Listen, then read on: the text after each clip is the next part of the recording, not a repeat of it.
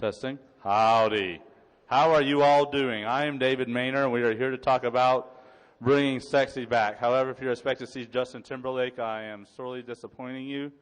You'll just have to see me topless, which I think will be just as good.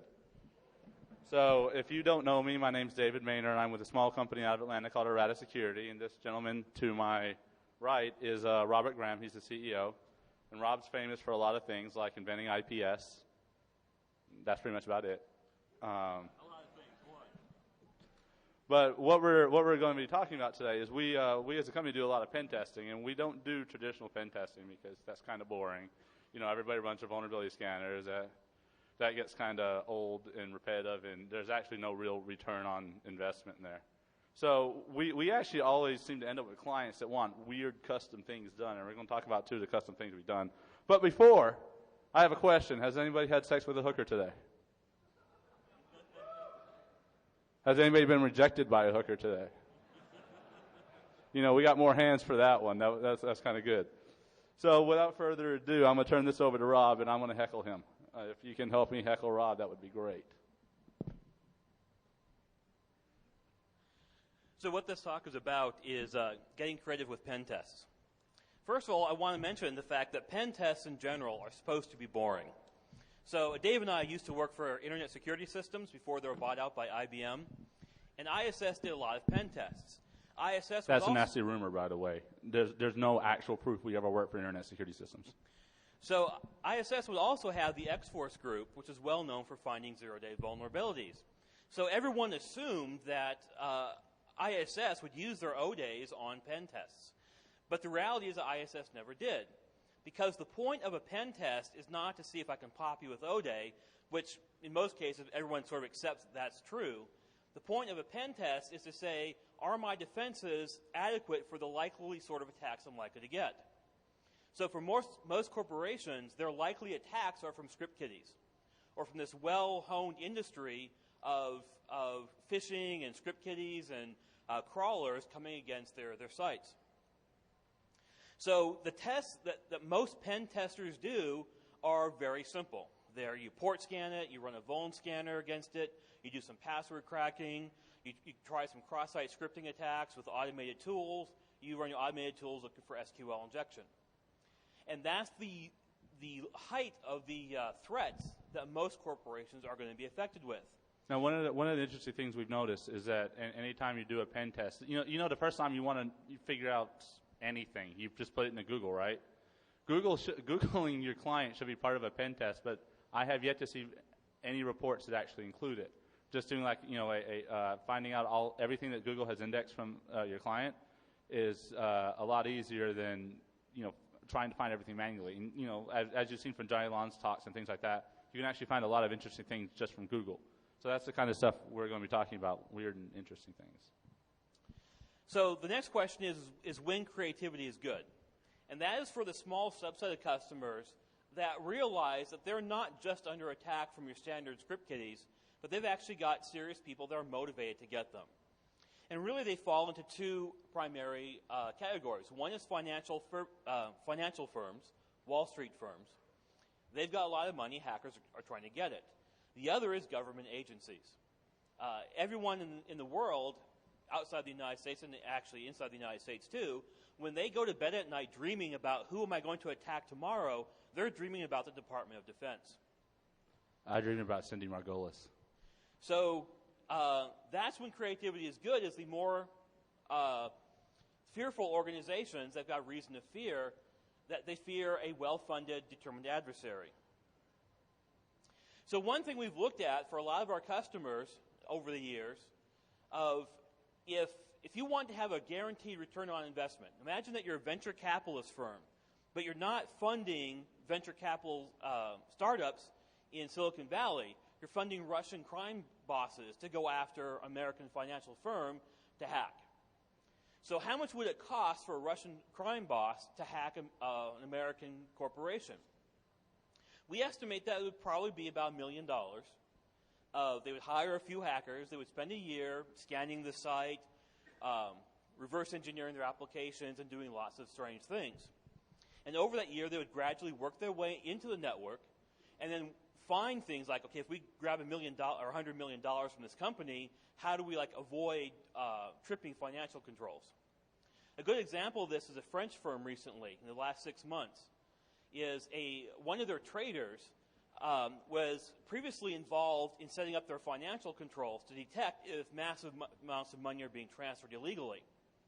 Since he worked on that system, when he became a financial trader himself, he nearly bankrupted the company, losing billions of dollars trading things that he wasn't supposed to.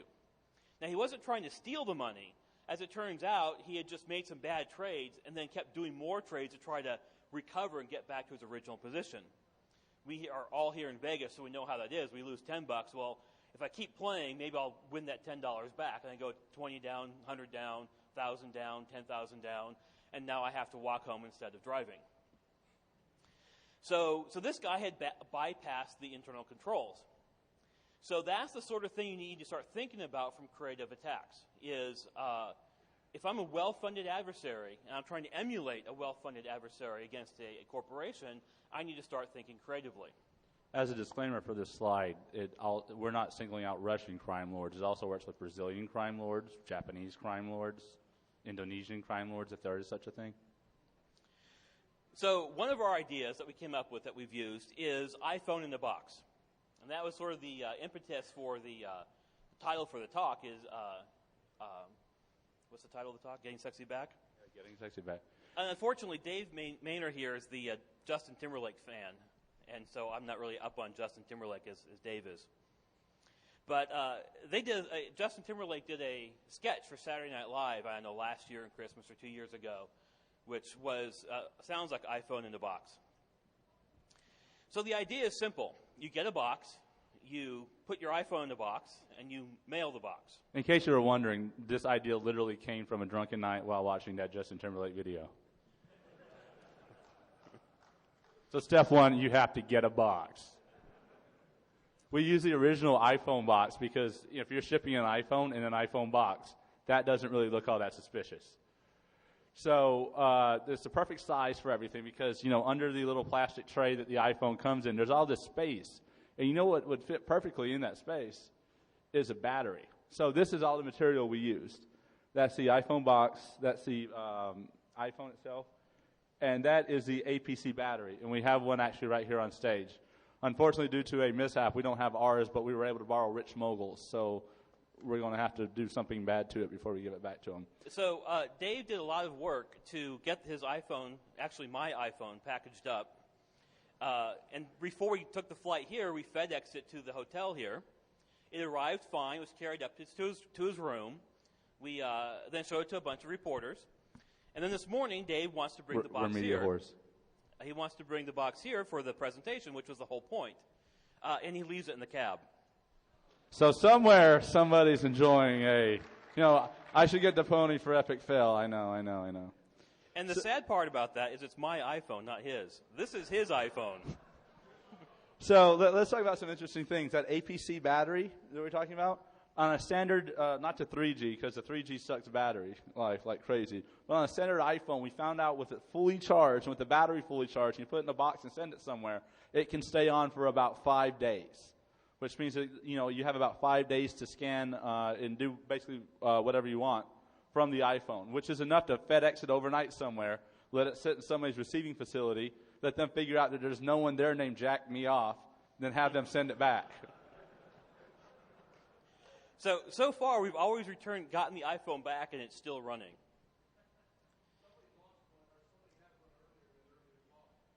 An iPhone? Yeah, ours was lost in a cab. And it's in the original. Was it UPS or FedEx? So actually, what we're worried about now is somebody's going to look at that and see there's an iPhone with a battery and think it's a bomb. So if you guys see a bomb scare tonight, don't tell anyone it was us. Let's just keep it between us. And one of the things we haven't done yet, I'm kind of disappointed Dave lost the box because I wanted to see what it looks like through an X-ray machine. So my first thought was, okay, I'm going to carry it through the X-ray machine and take a picture of the X-ray as it goes through to see if it looks like a bomb. Then I thought the better of it and thinking that Dave should do that. So as a little back history, last year we were at a conference, and Rob was reading a paper in Seattle, and he said that you have to get tased now in the state of Washington to buy a taser. He goes, you know what we should do? We should have a poll on our website to see which one of us gets tased, knowing full well I was going to lose. So I ended up getting tased. So basically, when it comes to Errata and things where you can almost get arrested or more likely, I seem to end up getting the short end of the stick. So, by the way, just as an offside, is that this APC battery pack, I've never really heard much news about it, but it's very light, and it really lasts actually a fairly long time. So, we're being sponsored by APC. No, we're not. So this is actually really cool. If you're thinking about using mobile devices to hack with, this is actually a fairly useful device to have with you. It's great because it charges via USB, and the other end of the iPhone is just USB, so you plug it in and you're ready to go. Right. No soldering, no hacking required. This could be almost script kiddie hardware hacking. So it's just got USB in and USB out, and it rocks.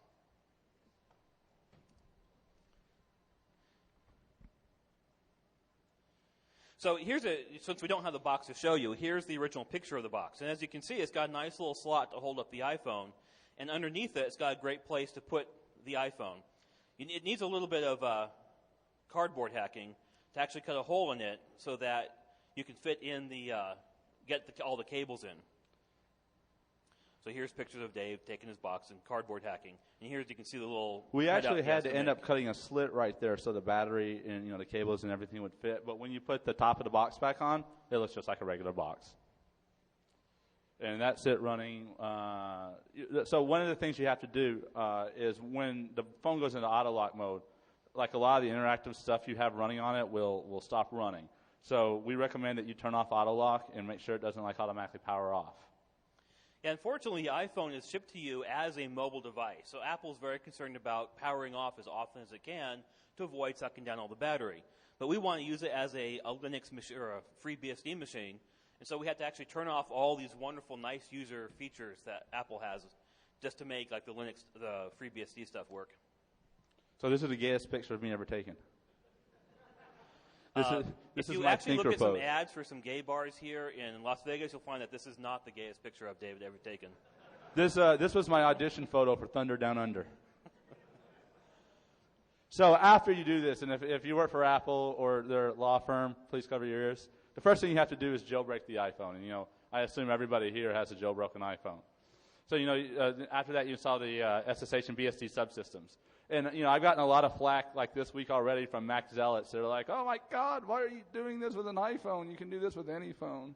Well, it's actually really hard to do with a Windows Mobile phone because Windows Mobile doesn't have a Unix-like interface right underneath it. So I suppose you could do it with Symbian, but if you've ever tried to use that SDK, it'd be better just to do it with the iPhone. So for disclaimer purposes, you can pretty much do this with any device that has both a network connection to something like AT&T and a Wi-Fi connection. It's just a lot easier with the iPhone. Right. I mean, Dave's notebook, like this notebook right here, has an HSDPA connection built into it. So in theory, we could do the same thing with this notebook and ship it to a customer.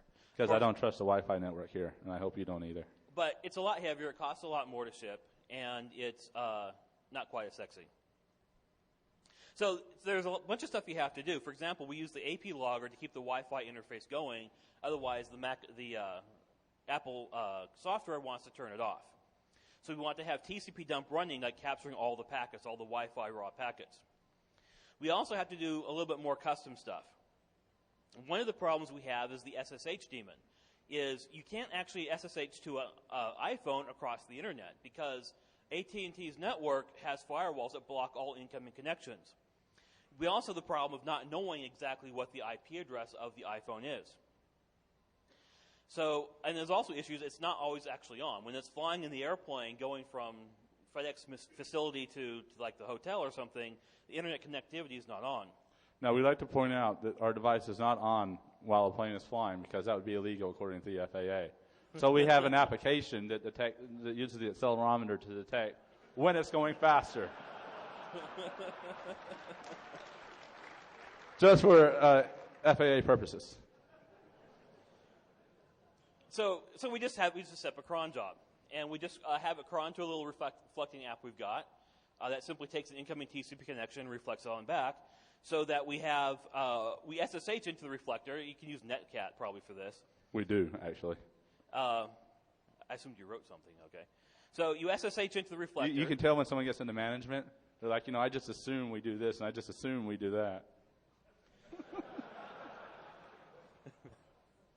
So you SSH into it, and you basically wait an hour for the connection to come back in, and then you've got your nice little SSH prompt that you start running your utilities from.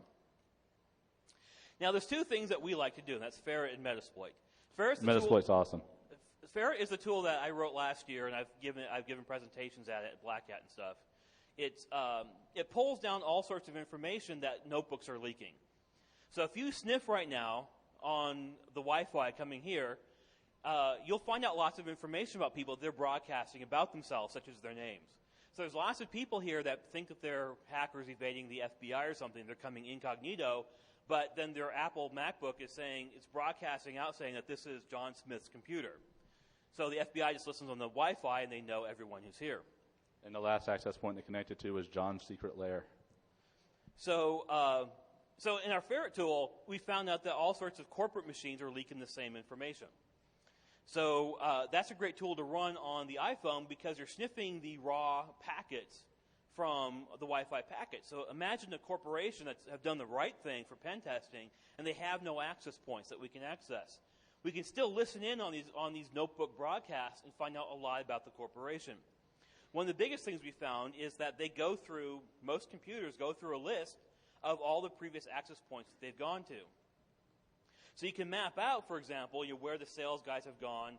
If the CEO has gone to like Microsoft and logged on to their Microsoft internal corporate network access points, then you know if they've been to Microsoft and why is the CEO going to Microsoft, maybe they're getting bought out. Or if the CEO has gone to DEFCON. So that's one tool that we find that is great for doing a site survey, finding out a lot about an internal corporation, even before we start thinking about hacking access points. Of course, now, the main thing we want to send the iPhone for is to find out, does the company have open access points? And if they do, we're going to log on to them, and then we're going to start hacking with other tools. One tool, for example, that we like a lot is Metasploit. Metasploit's awesome. One of the cool things, Dave's added lots of codes like Wi-Fi fuzzing to Metasploit.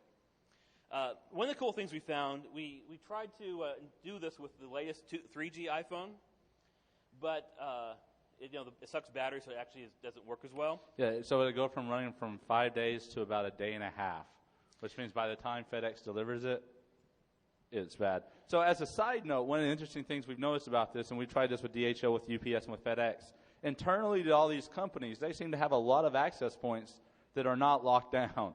So as your package is traversing this carrier company, you could do really bad things to a carrier company.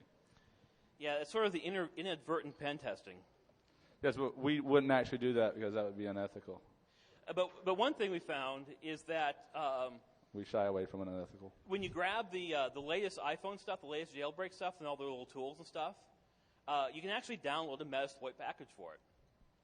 I don't know, did you try it and see if it ran? Yeah, no, it runs. You can get the little mood banner, the cow. That's my favorite Metasploit startup banner. Now let's hear what your favorite Metasploit startup banner is. No? No one? All right, well. So, once again, we're back to gay pictures of me. Yeah. So, actually, wait. So, strangely, if you're ever in Atlanta, that's a really good Thai restaurant, Nam. So, as you can see, this picture, the picture on the side is the finished version. And as you can tell, if you were looking at it, it doesn't look any different than you had just bought an iPhone. In fact, we told everybody at all the stores where we were FedExing them, so you can't FedEx from a UPS store, but we told everybody we were shipping them from that somebody had won an eBay auction and we were sending them an iPhone. We didn't need to tell them that. It just felt like, people were staring at you. You feel weird and you want to tell them why you're doing this. And we're hacking your network didn't seem like a good idea. So I don't know if you've noticed this. I've actually lost a lot of weight. That's back when I weighed 250 pounds, and now I'm down to 205. So that tells you how long we've been doing this. Although I'm wearing almost the exact same outfit. I washed my clothes, I swear. So another thing we've been working with is... wait, there's something more stuff. So the thing that we found out about this is when it gets to a receiving facility somewhere, it will just sit there for a while. Especially, so people will accept. I don't know if you've ever worked in a mailroom or seen how a mailroom works or anything like that. But generally, like when UPS, FedEx, or DHL comes to a company, you'll get a whole lot of packages. You'll sign for them all, and then somebody will sit and sort through them all. And then they'll be like, hey, there's nobody here named Jack Me Off. We got to send this back. Return to sender. There's no one that's ever worked here. While that package is sitting there in their mailroom, generally which has an access point for nothing more than the symbol technology like readers, so for inventory control systems and things like that, you can then connect to the iPhone and use a Wi-Fi interface to start scanning for different types of packets. You can associate to the access point. Or you can just basically start collecting data you can use to crack passwords, with tools like K-enable and things like that. So that's basically the gist of the entire thing that we were doing here. Is this is a way to get past all the firewalls and crap that people were buying? Because who here has ever implemented a DLP system, right? So something like this would completely bypass your DLP system and allow us to grab credit cards while it's sitting in your mailroom. If there's a point-of-sale terminal close to your, mailroom. So the other thing that this really comes in handy with, and I don't know if anyone here has ever done it, but if you ever talk to a SCADA guy or somebody who runs like SCADA systems, they get very uppity about security. Like, we have guys with guns. No one can get near our wireless access points. We'll have them shot. It's like, does a FedEx guy come in? Oh, yeah, he comes in every day at 10 a.m. Well, that's that then. I was talking to a reporter about... Remedia horse. One of the benefits of this is that you don't have to sit outside in your car and be typing on your laptop, which is very suspicious. And the reporter said, that he actually has been detained by the police before because when he writes stories, he often sits outside in a car typing on a laptop in a place where the police come by and say, why is that guy doing that? It's suspicious. Let's, detain him. So doing this means that you don't have to get arrested for being physically close to your target. Another thing is from a pen testing point of view, it's much cheaper. Pen testers, as part of a pen test engagement, they'll negotiate with us and say, hey, we want you to come by, our 5 different sites in the United States and do a site audit, a pen test. A wireless pen test. Well, it costs us a day of travel time there and back that we have to bill the customer, plus, a couple hours on site, which kind of sucks. So doing this... Especially when you're going to a place like Wisconsin. So I don't mean to offend anybody if anybody here is from Wisconsin. You see what I mean? So, of course, when we do that, that's the sort of boring part of the pen test. So that's the job I delegate to David. And so I'm a bitch. He doesn't want to do that, so he figures out a reason why he doesn't have to go. So, but thinking about from a point of view of hacking, if the site gets this and they figure out, hey, this is actually probably something hostile, maybe the X-ray it and think it looks like a bomb, or they pull it open and say, why do we have a running iPhone? So one of the questions we have is anonymity. How, maybe they want to track back who sent them this hostile device. And, well, since you've already jailbroken the iPhone, it means you can put in pretty much any SIM you want, which means you can go to Czechoslovakia, get a prepaid phone there, pull out the SIM, stick it in your iPhone, and it'll be perfectly anonymous, so that you sent an iPhone to a site, and there's no clear backtracking back to the person who sent it. Unless, of course, you get a picture taken at the FedEx or Kinko's location you sent it to, in which case you should smile. So the software for this is going to be released open source. We're trying to set up a repository right now where you can just hit one button and, have your iPhone on a go. But if you check our website next week, the software should be up. It would be up right now if we had the iPhone, but some cabbie right now, I'm sure, has the power to take down the CIA.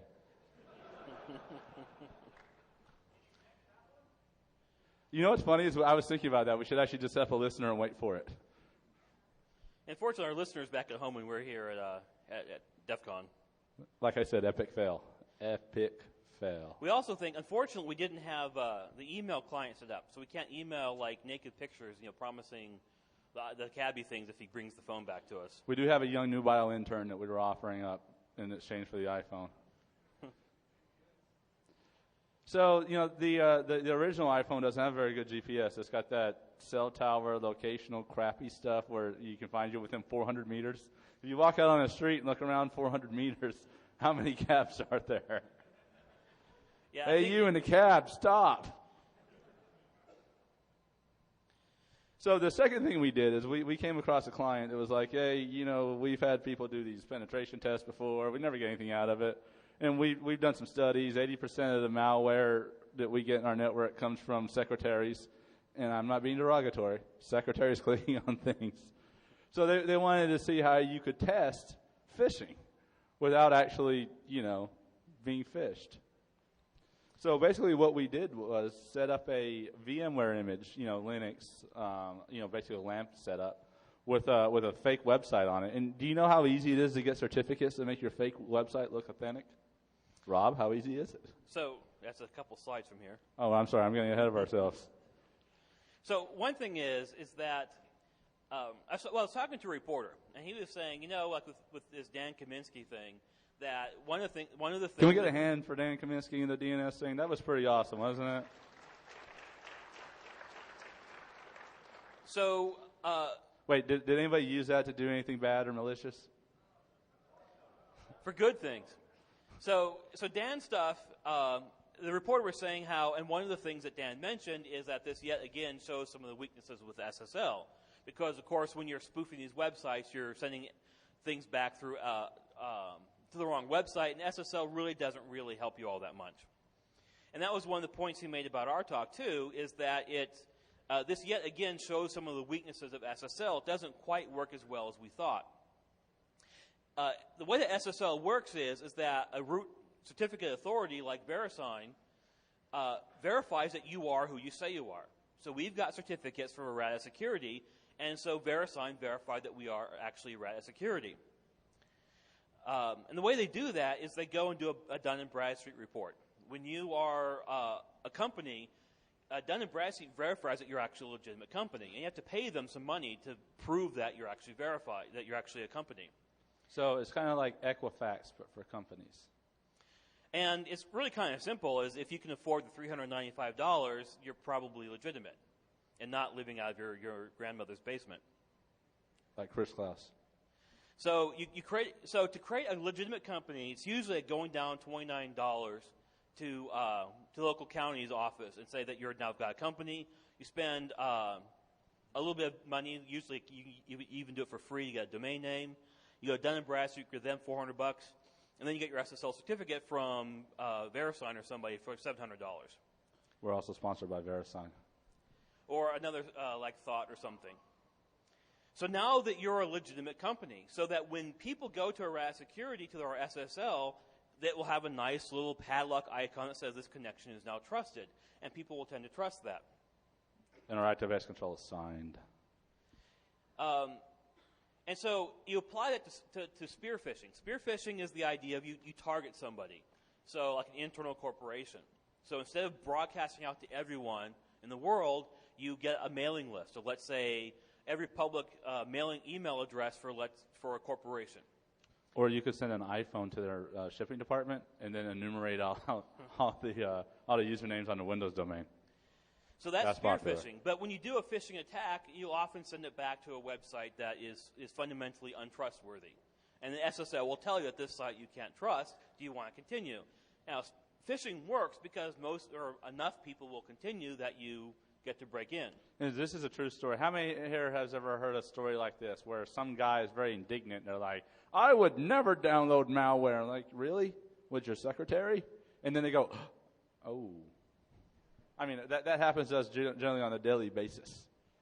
Now, having been an executive at a security company, we quickly realized that the secretaries are not security knowledgeable. You think that for an average security company, imagine a 5-man consulting company, they've got a secretary, and she still does not know anything about security.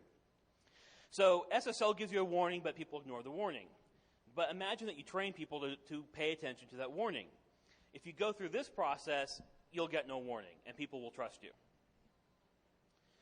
So one question about this, I put a larger number here for creating a real company, is that it comes back to you. So you'll get caught if you're actually doing this maliciously.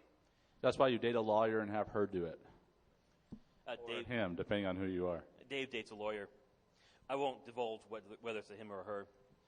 So But one thing you do for a company, though, is you can anonymize it. You hire a lawyer who will then act as the officer of the corporation, your one-man corporation, and you'll have a nice full board of directors of other lawyers in the law firm, and they now are the public face of your company, and people can't really easily penetrate that. Now, law enforcement You can. said penetrate. Law enforcement can give a warrant, but actually for the average private investigator or normal investigators, they can't penetrate the corporation and find out who you are within your one-man corporation. So a lot of people actually do this. For example, I own a home, but my home is not owned by Robert Graham. It's owned by my corporation, a corporation that exists solely just to own the home. And I do that for privacy reasons, so people can't look up in the county's assessor's office, look at my social security number. What they find instead is the tax ID of the corporation. Doesn't due diligence just sound dirty? So you might want to anonymize the company so people can't find out who actually you are. So between $1,000 and $2,000, you enter the system of trust, the circle of trust. We've all seen that movie, Meet the Parents, where the ex-CIA agent is grilling his new son-in-law or soon-to-be son-in-law and talking about the circle of trust. A delightful romping comedy starring Robert De Niro and Ben Stiller. So for about being sponsored by Warner Brothers as well. For $2,000, you now enter the circle of trust. You now become the man, and all the other men trust you as the man. And now you're on the inside, and now all your SSL is good, all your ActiveX is good. So basically, you know the secret handshake, and you have a key to the executive washroom. Now, there are some ways to do it cheaper. If you don't want to spend $700 for an ActiveX Control signing key, you can actually steal someone else's ActiveX Control. There have been a number of ActiveX Controls in the last couple of years that you can actually serve them from your own website. You can serve a Flash ActiveX. You can serve other stuff from your website that people will then run on their computers. And it's vulnerable. It's signed by a well-known corporation, but it's vulnerable and you can hack into it. A lot of ActiveX controls we've audited. We actually make a tool, and we make it available for free called ActSpan that actually will kill bad ActiveX controls we know about. And a lot of the bad ActiveX controls we've tested don't check to see where it's instantiated from. So you could literally host it on your own site. A good example is a recent one, about 3 months ago, I think. The HP Info Center ActiveX Control, and it was part of HP laptops. So if you have an HP laptop, you have this ActiveX Control. And don't worry, Dell, Toshiba, and Sony all have similar issues. Yeah. Luckily, Apple doesn't, though. Apple doesn't have security issues. So I've been told that by lawyers. So it exported a couple of good things, like you can write arbitrary register values, and that's enough to break in registry values. But also this launch app method that we export. So with a little JavaScript programming, you say launch app, and you can launch any arbitrary app you want, like CMD download some hostile code via FTP, and then CMD run that hostile code. And now you own the box with a botnet. And it's signed by Hewlett-Packard Corporation, which everyone trusts. Hewlett-Packard is good. So now imagine a more advanced spearfishing attack. First of all, you get an email address list, which you can Google. You get a large list. You can also do other stuff, and then you've got your email addresses. Then you spoof an email address from HR at whatever corp that you're hacking. And then you have a message saying, we've now changed 401k providers. Now you need to go to this new website and log in with your corporate credentials. And you'd better do it before the next paycheck cycle, otherwise you won't get your deduction done correctly, and you won't get your matching 401k money. Also, be very careful to follow IT security guidelines. We remind you again that you should check the padlock to make sure that you've got a secure SSL connection and that no one's been spoofing you or man-in-the-middling you. And then if you're the man, though, you have a trusted SSL connection, you have a nice little padlock, and they'll come to your website, and it looks like a nice corporate IT website, or a nice outsourced IT website, and then they log on with their corporate credentials. A nice touch is on your fake website you set up under the news section. Write an article about how whatever corporation you're targeting has just partnered with this company to provide their 401k services. That always looks legitimate. Now, I've worked with companies now for a long time that send out these emails that look just like this. I used to get them at ISS. We used to get them at ISS. ISS changed their 401k provider, and they told us to go out and log on to this website basically the email that I have right here. How many people have received emails like this saying, go to an outsourced provider for HR stuff and log on with your credentials? Well, there's more people than had sex with a prostitute in Vegas this time. So that's a fair number of people here that their own corporations have essentially phished them. Now, it was a legitimate thing to do. I mean, they sent out saying, you go to this website and give your credentials, but that's indistinguishable from phishing. And so the second thing we then add, once we've got their corporate credentials, is add the ActiveX Control to it. And saying, okay, now to actually change your 401k, you need to run this ActiveX Control. So what's funny is, the ActiveX Control is presented as a security feature to enhance the security. So what we'll actually find out is people will say, yes, install the ActiveX Control. Then they'll get to the part where they have to put in their credentials. Then they're like, fuck off, Fisher. And, you're like, it doesn't really matter. You've installed the ActiveX Control at that point. You're owned. So we'll just take your credentials. It doesn't matter. So the upshot is that that phishing attacks are actually pretty darn lame. I mean, I follow phishing attacks. So I don't have an account at B of A, so I'll gladly click on a link to B of A website to enter in some credentials because I know it's not B of A, but I know they're not my credentials. That's actually how I end up with most of my identity fraud is Rob puts in my credentials. So you wake up in the morning, find out someone spent $2,800 in Guatemala. You're like, what the hell? I've never been to Guatemala. And what's pollo? So, but when I go to those sites, I can tell that they're not secure. I mean, they're going through a botnet that's got spamming all this IP addresses everywhere. That the SSL does not work, and they're pretty well done. Visually, they look like B of A or whatever, and they look very good. But server-side includes are your friends for this kind of stuff as well. But when it says bankofamerica.foo.tk or something, it's not really .defcon.org. You know it's not actually Bank of America. But with this, we were going to, in our example, we told them go to Errata Corp because Errata Corp is now we're outsourcing our 401k to it. So they see erratacorp.com. And according to SSL, it's actually the certificate. It's actually the name of the email. It all looks legitimate. The most important part of this entire process, aside from the press release, is you have to come up with a catchy slogan for the fake company. Like Errata Corp, we're watching your money. And then you can laugh every time you own somebody. Because you really are watching their money. But it's also one of those things of, if you go to these outsourced HR, human resources websites, they always have a bunch of, very well-looking, good-looking people in suits shaking hands with each other. Nobody from this room. Just stock file photography. Yeah, so it's stock photography. And it's amazing how when you see two people wearing suits, it's kind of like the SSL analogy, is when you see people wearing suits, you automatically trust them. If you see people wearing Che Guevara T-shirts, you tend not to want to give them your money. So, and that's the logical equivalent of what we're doing here is, for a certain amount of money, you now have the cyber equivalent of a suit, and people trust you. So to continue Rod's point, you can actually Google stock photography. You can buy all that stuff to make your site look legitimate for like $1, maybe $2. So that's the phishing and the iPhone in the box. We've also done some other stuff. It's actually pretty boring, but we find it interesting. One financial firm used an ActiveX Control to provide security to their site.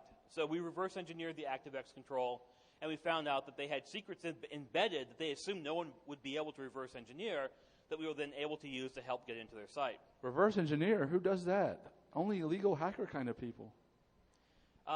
There was another customer. They had a software application that would update itself via FTP. And we just put a sniffer on the wire to watch the software application. And it would just FTP to an FTP site. It would give a secret password that only they knew, in clear text, of course. And it would then look for a newer version of the software just by the date on doing the FTP date on the directory listing. True story. That's a security application. And it was a security application, by the way. And so we logged. So getting the password from sniffing, we then logged on to the FTP server and found that directory was read-writable. Anybody want to own a security company? No, Now, you guys have all laughed because you've immediately made the connection. Okay, I write a new version of the software. It's my hostile software. And then every one of those client applications downloads and updates himself with my software. Instant botnet. It took you a millisecond to figure that out for yourself. This company actually took a while for us to really prove that, yes, this could happen this way. Are you sure it's bad? I mean, it's FTP. It's pretty safe.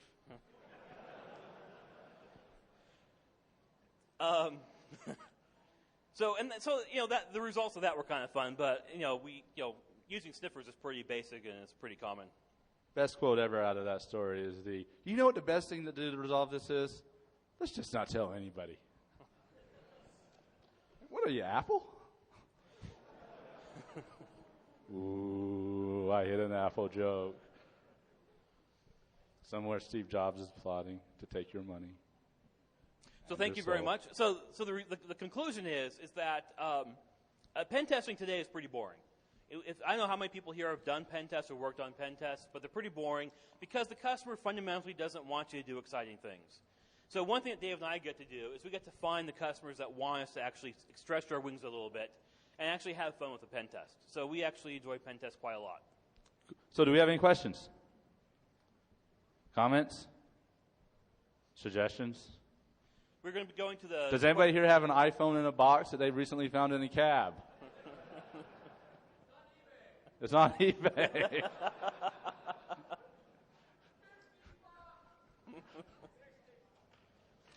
Thank you very much. Thank you for attending our boring talk.